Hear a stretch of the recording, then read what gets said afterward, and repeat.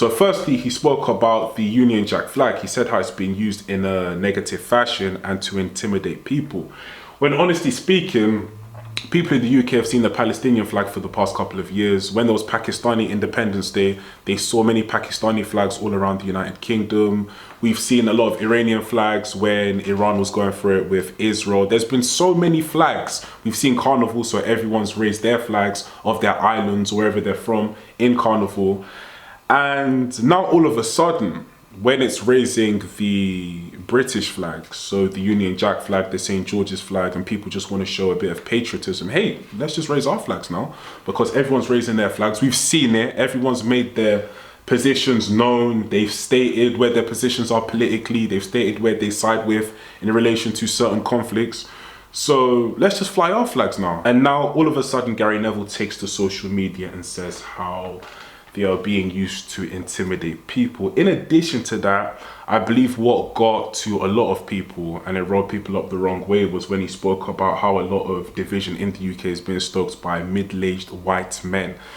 So people were like, oh my gosh, like you just don't know what's really going on here, because you're worth tens of millions of pounds. So you're not living amongst this. You're not seeing it day to day. The females in your family aren't going to experience this type of vulnerability as it relates to illegals coming into the United Kingdom that have different cultures and customs which they adhere to in their country of origin.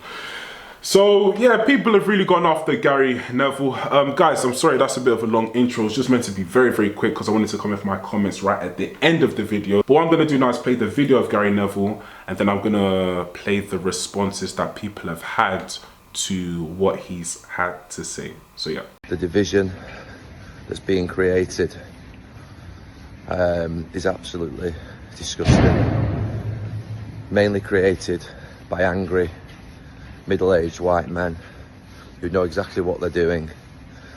Funnily enough, on one of my development sites last week, there was a Union Jack flag put up and I took it down instantly. And some people might be watching this and thinking, well, Gary, you're not very patriotic.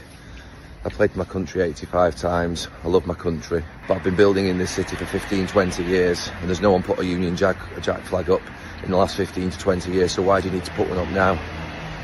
Because quite clearly it's sending a message to everybody that there is something you don't like. The Union Jack flag being used in a negative fashion is not right. I've always said this I played in a football team with a group of people from Manchester, a group of people from Ireland, Wales, Scotland, but also people from Africa, people from Asia, people from America, people from Europe, and we were a beautiful team, united as one. Brexit has had a devastating impact on this country, and the messaging is getting dangerous. I think it's astonishing, in the wake of an Islamist terror attack, that he decides to have a go at middle-aged white men. Maybe the angry middle-aged white men are the ones that worked on minimum wage inside his hotel. I don't know. I think he's a champagne socialist and a coward. I think it's a dreadful thing to have said. How is he a coward? Well, I think the real issue is about radical Islamist extremism, and he doesn't have the balls to call it out for what it is, rather than suggest that people that are challenged in our country about what's happening, he's insulated from these things. He lives in a very rarefied world where his money and privilege has enabled him to live behind a gated environment, not have to worry about NHS appointments, not have to worry about people being attacked in the streets by immigrants that shouldn't be here in the first place. He doesn't have to worry about these things, and so he has the ability to be able to sit there and observe in such a way that insulates himself from it. And I think it's an appalling stance to have taken. He's entitled to his view. He's entitled to a view. We are quite happy to wave every other flag in this country, whether it's Palestinian flags, Ukraine flags, or any other flag that we feel that we're able to wave. But when you're talking about people in this country that have legitimate concerns and want to have a legitimate value set and push back against what they're having forced upon them, for Gary Neville to say what he's just said is the exact embodiment of what I said, which is a champagne socialist, which is insulated from the real world, and a coward, because the real issue is about some of the extremism that's going on in this country. Gary Neville, listen up. You had a platform, you used it. And you used it to point the finger at ordinary people. Ordinary people putting up flags. You said angry middle-aged white men. are creating the division that led to the synagogue attack. That's not analysis, it's scapegoating. So it takes a horrific attack by one man and you pretend the cause is patriotic bunting and a demographic you don't like. That's lazy, dangerous and cowardly. Let me be blunt. Terrorism is committed by an attacker who radicalised, planned and acted. The victims are dead, families are grieving. People want answers that actually stop violence, not headlines that soothe your conscience or score culture war points. Blaming flags and strangers on the street distracts from the questions that actually matter. How did this person become radicalised? What intelligence and policing failures existed? And how do we protect vulnerable communities now? And to be clear about the optics, walking around taking down a Union Jack from one of your development sites doesn't make you a peacemaker. It makes you a pundit looking for symbolism while the real work goes unmentioned. If you want to lead the conversation, say what you actually propose. Community outreach, better policing where it's needed, tackling online radicalisation, funding for social cohesion, not performance lecturing about flags. Public figures have influence. With influence comes responsibility. You can call out division without painting whole groups as the root cause of murder. You can call for calm without erasing accountability. Right now, this sounds less like leadership and more like virtue signalling from a safe distance. Own that. Apologise if you meant something broader. Or if you meant what you said, explain the evidence. People deserve straight answers, not sermonising. So Gary, here's the bottom line. Stop blaming neighbours for symbols and start blaming the failings that actually let terror happen. Demand answers. Demand protection for the Jewish community. Demand action on radicalisation. That's a conversation that might actually save lives. Anything else is just noise. Do you know when somebody posts a video and you wonder if they instantly regret posting that video? Well, I'm wondering if Gary Neville feels like that right now. Because let me tell you something. The fact that you are going to try and blame, or the fact that you did blame, the middle-aged, angry, white British man for the divide in this country when you are such a Keir Starmer supporter is fucking ironic. I never get involved in politics because you're never going to win. There's always going to be somebody to argue against you. And that's life. It is what it is. So I stay away from politics. But I do love football. Now, Gary Neville is not my favourite pundit by any stretch. But still, he's a pundit. And I am actually quite shocked that he didn't think that that video wasn't going to cause upset and it wasn't going to cause a backlash from a lot of his fans who, guess what? Are middle-aged white British people. Oh, the irony, Gary. It must be so nice sat up in that ivory fucking tower of yours, eh? What it must be like. He's worth tens of millions of pounds. That man could leave this country tomorrow if it erupted. He is a hypocrite of the highest order. Me and him have clashed on social media before. He didn't like it when I called him out before. Yeah. Look, no mention of mass Jew hate on our streets or the violence from the left, but no, it's middle-aged white men like me that like the flag. Yeah, that's of course right. It is. Alright guys, so just for some context, Gary Neville's comments came after the synagogue attack in Manchester. So that's when he made those comments on social media and then all hell broke loose and people were opposing, the majority of people were opposing what he said and some people were supporting what he said. So yeah, mainly from the left. Just very quickly guys, I just got 3 points. Number one is failed government policy.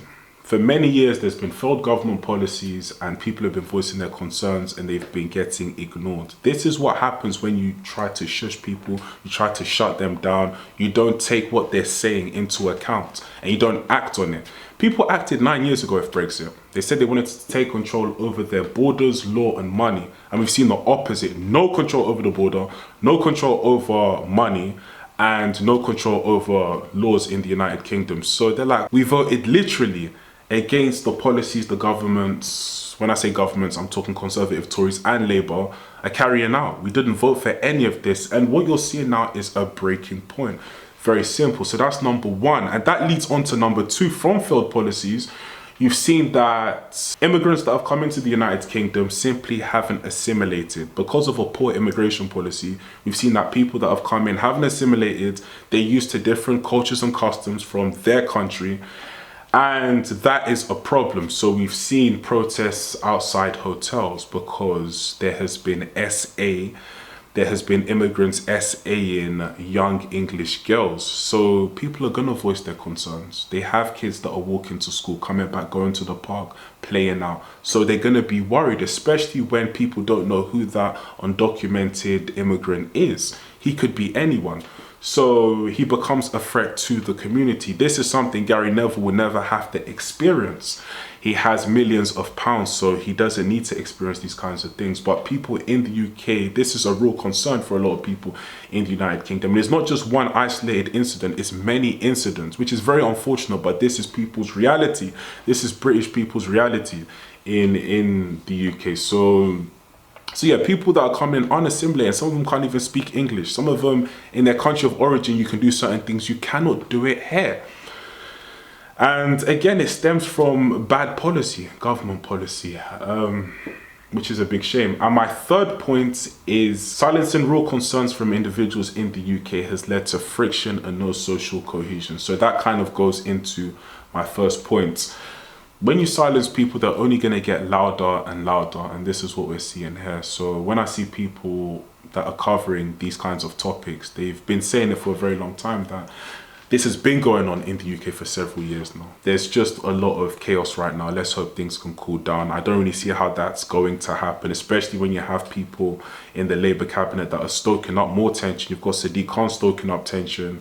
You've just got so much going on right now, honestly. So this is it's a real tricky point right now that we're in. But let's just hope things can get better. And it definitely doesn't need people like Gary Neville going on social media and saying this, you know.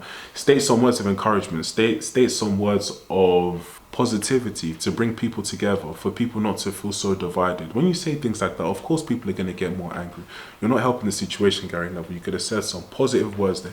Even if that's how you really feel, who knows if that's how it really feels, but even if that is how you really feel, then there's another way that you could have spoken your mind. And you did need to say middle-aged white men. There was absolutely no need for that. So I believe that was him just provoking a little bit. So yeah. But anyway, guys, let me know in the comment section down below what you think. Like, comment, and subscribe, and I'll catch you in the next video. Peace.